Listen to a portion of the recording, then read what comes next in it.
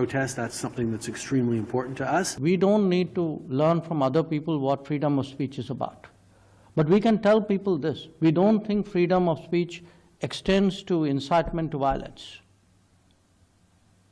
That to us is misuse of freedom. It's not a defense of freedom.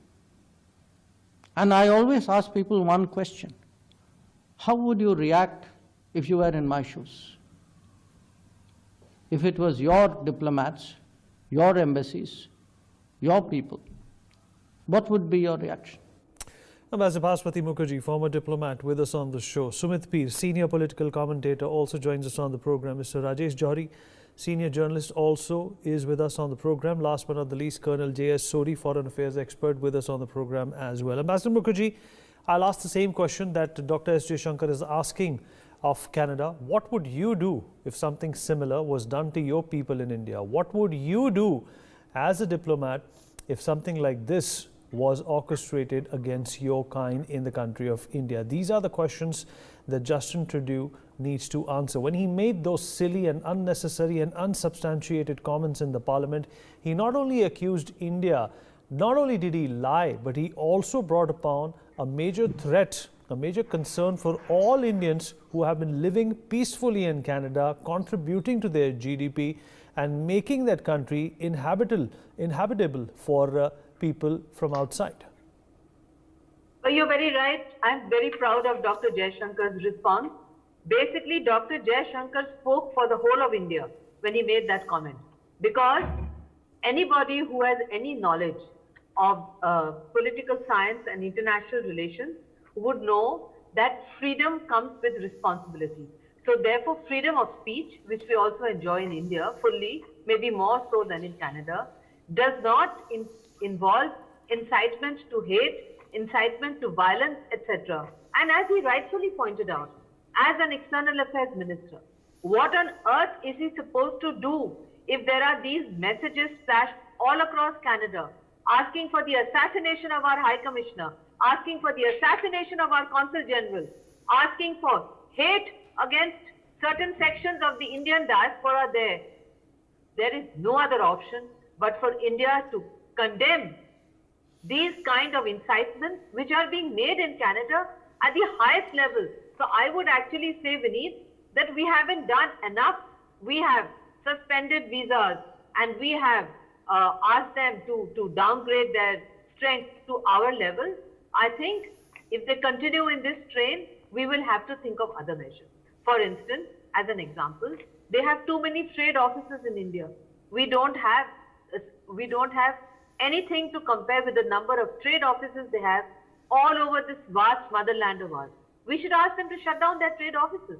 That would be the best, because like most of these Goras, these are nation of shopkeepers descended from the Brits, the original nation of shopkeepers. Cut off their trade mission, tell them to withdraw their trade mission.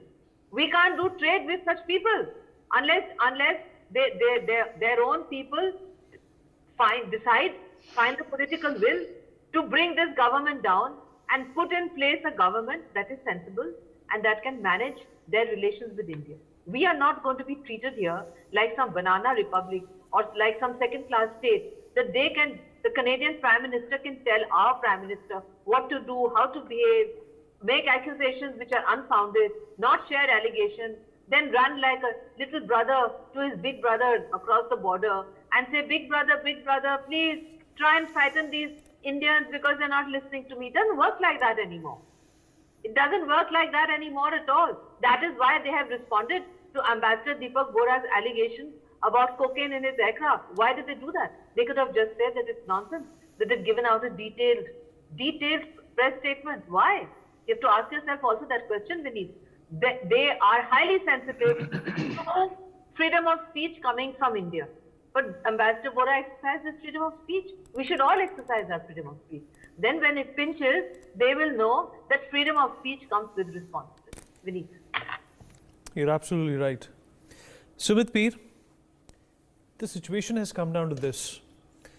Does it remind you of what happened to our Kashmiri Pandit brothers in Jammu and Kashmir also in the early 90s? Isn't this the same scenario, the same environment that Justin Trudeau and his irresponsible behavior is facilitating in Canada at this point in time. What should India do? I guess, we have spoken about a disproportionate response, Sumit. We have to come up with that. If this is, the call of diplomacy, then we have to end all diplomatic ties with Canada, because otherwise they will not understand the gravity of the situation. Obviously, Justin Trudeau is living in a bubble in which his own political interests outweigh the interests of citizens who have given their sweat and blood to the country of Canada and who are of Indian origin. Vinny, thank you for having me on your show. In fact, the point, what we are seeing right now is what we have been predicting on news.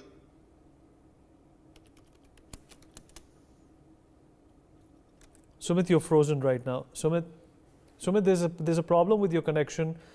We'll have to come back to you. Let me rope in Colonel Sodhi into this conversation now. Colonel Sodhi, this is a disaster for Canada, and this is obviously a disaster for India-Canada relationship as well. Our embassy was attacked in the United Kingdom in London, and India, of course, very quickly and very swiftly responded with some measures in the capital city by removing barricades outside of the UK High Commission. Now our citizens or Indian origin Canadians are being threatened, Hindus are being threatened in Canada by these Khalistani groups, and India needs to respond. The Canadian government doesn't seem to be doing enough. They never did enough when it came to the Kanishka crash. They never did much when our diplomats were threatened. They never did much when a mockery, a parade was made out of our former Prime Minister's assassination in 1985. In 1984, I beg your pardon. What do you make of the situation that India is in the midst of right now, and what would be the appropriate response? Jai Hind, Vinny. It's my honor to be on a news channel and a privilege to be with the esteemed co-panelists. First of all, my salute and respect to the government of India, whose relentless and persistent diplomatic offensive on Canada has resulted in the arrest of the first person for vandalizing two Hindu temples in Canada. This is a small baby step which Canada has taken, and it is a much delayed action. Had Canada acted on the reports and inputs being given by the government of India since last 3-4 years, and much beyond than that also, such incidents would not have happened. But Canada, since 1980, when Pierre Trudeau, the father of the President, Prime Minister Justin Trudeau, came to power, since 1980, he has been giving asylum to the terrorists, not only the Khalistani terrorists, but the jihadis, the LTT terrorists of Sri Lanka. Every possible terrorist in the world is getting asylum in Canada. I would request your viewers, whenever they have time, they should read this book, Cold Terror, How Canada Exports Terrorism by Stuart Bell, which very beautifully brings out how Canada has become the second epicenter of terrorism. The first, of course, we all know is Pakistan. Having said that, Vineet, the fact remains that the government of India since 1980 has been telling the Canadian government to take action, but the Canadian government has, for political reasons, not taken action. Through your esteemed channel, I would urge Justin Trudeau to introspect into the past history of Myanmar, which was earlier called Burma. In 1947, Aung San, a famous politician of Burma, who's the father of the present politician Aung San Suu Kyi, said in a statement that if the unity and diversity of Burma is played with, it will result in merry hell for Burma. It will sink, never to recover. Next year, 1948, Burma got independence, and he was shot dead few days before that. From 48-62, they had a democratic government, but in 62, everything changed in Burma when the military junta came, and they played havoc with the unity and diversity of Burma. As a result, till today, Burma is in chaos. The same thing will be repeated in Canada if for his vote bank, if for petty politics, Justin Trudeau is pitting one religion against the other, not taking action on people who are desecrating the Hindu temples or using the Canadian soil to launch a war against India. The day is not far when Canada will be worse than Burma, it will be worse than Pakistan. Absolutely right. Sumit Peer, the Americans understand India's position. The Americans definitely understand that without India, their ambitions to take care of China or even take care of Taiwan for that matter are not going to fructify. And just for the sake of Canada, the Americans are not going to, anger India. But the fact of the matter is that the international community by and far has been silent on what's going on in Canada and how Khalistanis have been able to peddle their agendas with the local government supporting it left, right and center. Vinay, the problem is that it's the skin color which matters. I mean, unfortunately, that has been the history of the world. White, brown, yellow, and black. So we are classified as the brown colors individuals. So the white man makes the rules, he implies the rules, he judges the rules, and he changes the rules when it is politically convenient to him. He amends the rules because it suits my political interest today. From the Kanishka's episode to today, Canada is, was, and will be a heaven for terrorists. You know, unfortunately, because Canadians are white and there's a white man who has always ruled Canada, that we have been keeping silent on or closing one eye to it. Because this is not a Saddam Hussein where you could go and say they have weapons of mass destruction. You could go inside Pakistan and take out Osama bin Laden, very good, no problems on that. You could take out Qasem Soleimani because you think he's a threat to your security. But what about these Khalistanis and Jihadis, and what about the K2 desk of Pakistan working independently in China? And let me tell you, we need today, it is Istanbul, it's Dubai, it's Canada, or it is Islamabad. Pakistan's ISI can operate seamlessly in all these four places at the same ease what it can do in possibly in Rawalpindi. So with these things happening and these perpetrators and terrorists getting a constant havoc, the biggest problem is Pakistani diaspora. What do? They've started these madrasas. With the madrasas, they get the students there. ISI does that.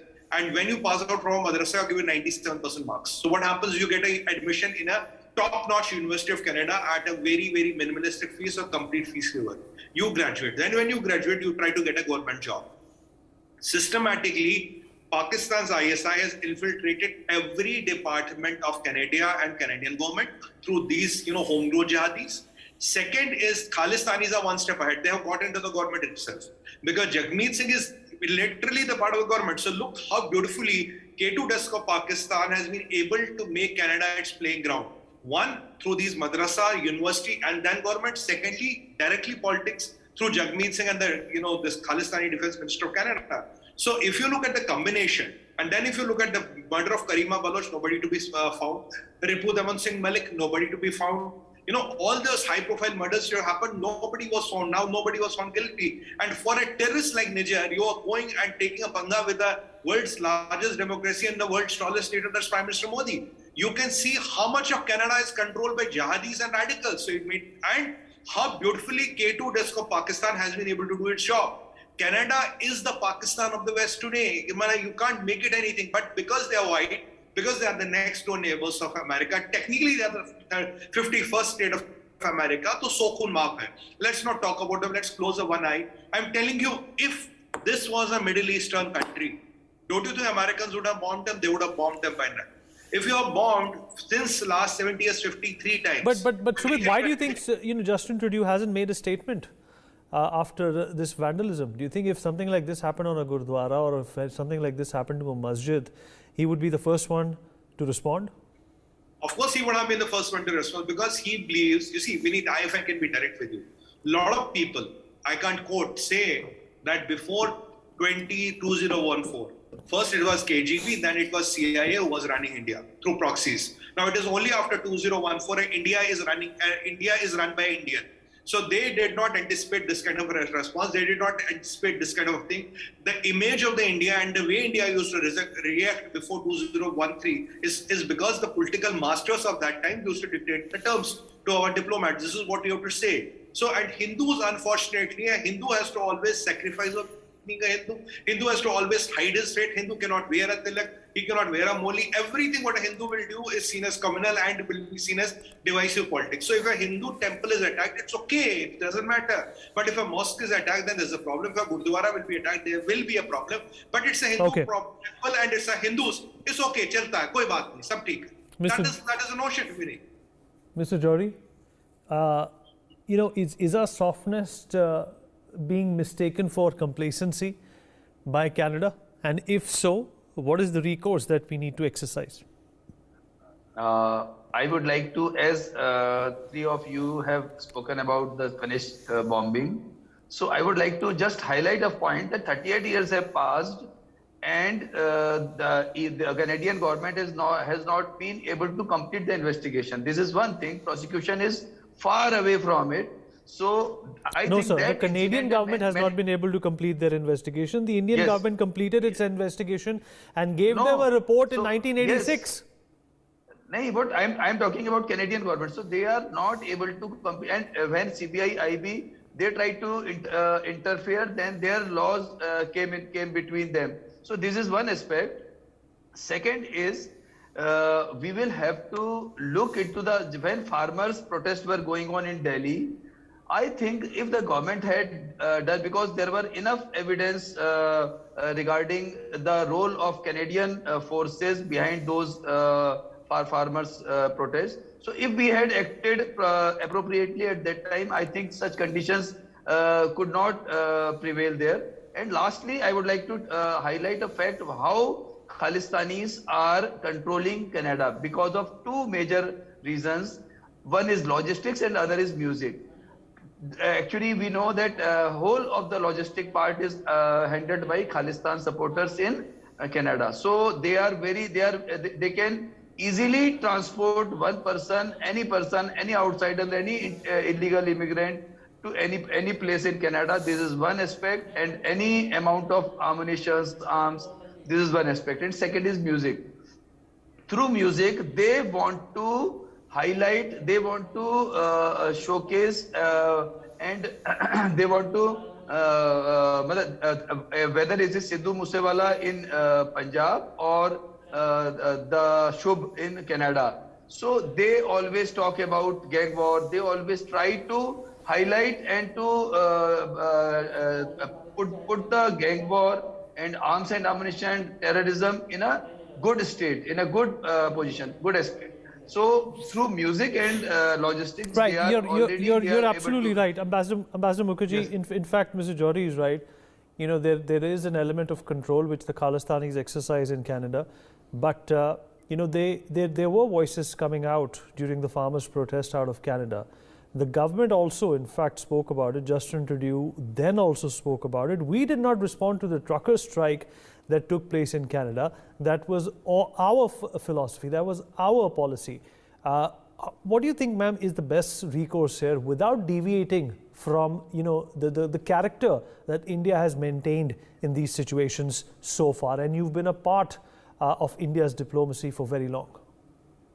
Well, Vineet, it has been our stated policy that we do not allow external forces or external governments to interfere in our internal affairs, and we do not interfere in the internal affairs of other states unless those activities impinge on the sovereignty, unity and territorial integrity of India. And so under those circumstances, we did not comment on the trucker strike because it was an internal matter of India, including the draconian measures adopted by the same Justin Trudeau to break the trucker strike, which was in stark contrast to the comments that he made directly interfering in our internal affairs with regard to the farmers' agitation here at just before that. But the issue here is not of the trucker strike or of our position on internal affairs. Here we are talking about a G7 member state, part of the Five Eyes allegiance, a white country, whose prime minister and whose government is supporting separatist, fundamentalist, extremist activities against the Republic of India and against large sections of the Indian diaspora living in that country who have been asked by the leaders of that separatist, small, minuscule fringe to leave Canada and go back to India. So under those circumstances, just taking down a few posters is not going to reassure the vast majority of the Canadian diaspora. It's not going to reassure our diplomats and other staff there. And it's certainly not going to reassure the government of India. We would like to see concrete steps taken so that the Khalistanis there, minuscule minority as they are told firmly by the Canadian authorities that they will no longer tolerate these kind of activities which are driving fear into the minds of the Indian diaspora, and which will ultimately impact the Canadian economy because students will stop going there. FDI flows and other economic and trade activities will stop, and we will take measures that will further shut down the people-to-people contact, which will be to the detriment of the Indian diaspora in Canada and their families here, and the students who are studying there and who are so scared that they are actually, many of them actively looking to relocate either to United States or to Australia in case they can in the middle of their course. Those who are planning to go have already changed their plans and they're going to other destinations. The results of all this, Vineet, will be very, very clear 3 to 6 months down the road. And as I said, if the government shuts down some of their trade missions, because they have a humongous number of trade missions, and we don't know whether they are doing trade or they are doing espionage. We don't know anything. We don't know how many people are there. We don't know whether they are diplomats there or they are the intelligence agents. They are telling us that we have murdered somebody on their soil. We don't know what they are doing in our soil. We should fix that also. We are fixing it. We have already fixed it by telling them to downsize. We should fix it further by telling them to reduce their trade missions to just 1 or 2 posts, and that's it. We should begin with that, and we should make it very clear that if they don't act fast, they are actually in a situation where it's their economy that is going to suffer badly, very, very badly. That's the message that they will get, and they are getting it. And I'm very proud that External Affairs Minister said what he said. Vineet. Right. Sumit, before we sign off, we have to also keep in mind that there are thousands and thousands and lakhs of students in Canada who have spent their money, have taken loans, their parents have worked hard to send them to Canada, and they will be affected.